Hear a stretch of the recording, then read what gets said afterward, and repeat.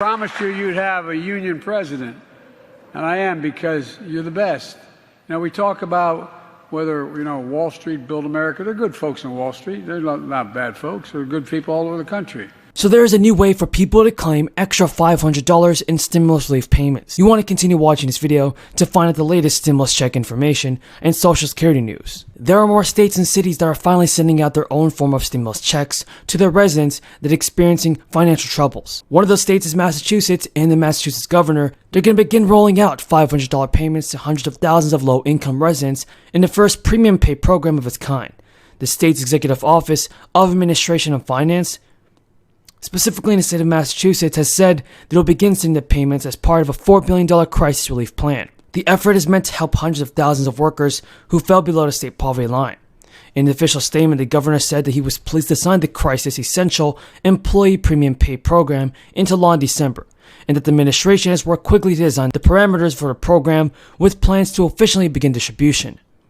So yes, everybody, some people are beginning to receive stimulus payments. It frustrates me also at a time of very low interest rates that a lot of people end up getting these locked-in interest rates that are 6, 7. I've done town halls before where I asked people to announce if they were paying over 10% interest rates, and it's stunning to me that folks are paying these high interest rates and they're locked into them no matter what is happening with borrowing costs. Is that an experience people are having? And obviously, Senator Menendez and I believe it's something we should be addressing.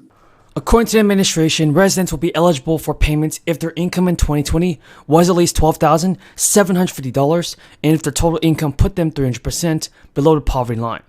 The lower end of that rate would equate to working 20 hours a week for 50 weeks at a minimum wage rate of $12.75 an hour.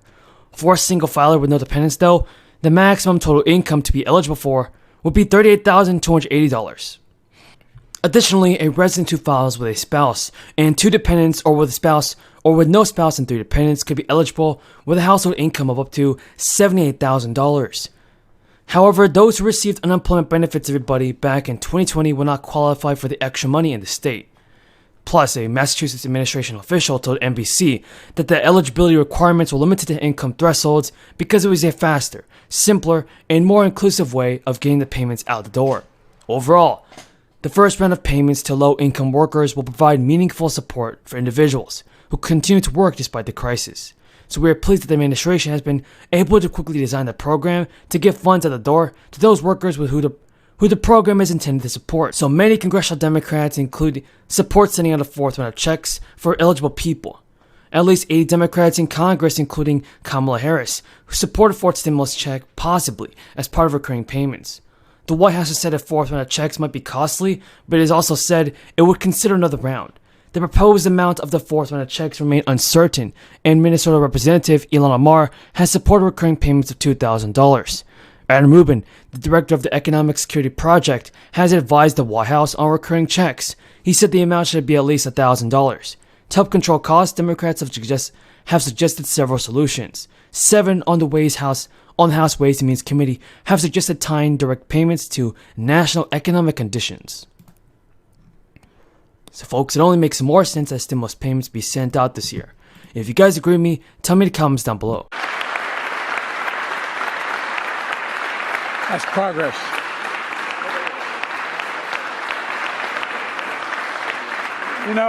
Folks, thank you.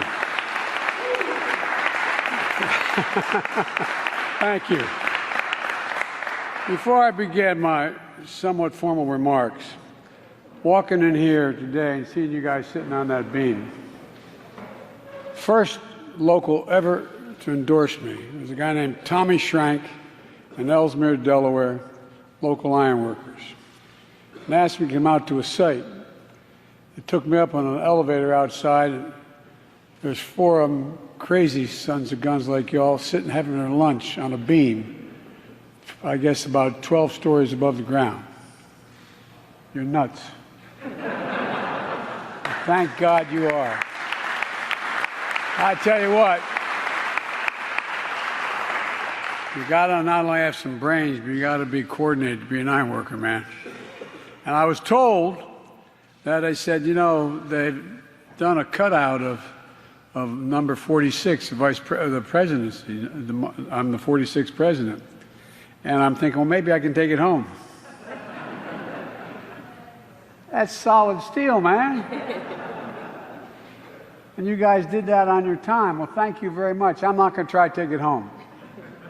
Well, look, folks, it really is, it's an honor to be here, for real. And I want to thank your soon-to-be new, full-blown, full-bore ironworker. Marty's already trying to get her to Boston, but that's another thing I got to warn you about.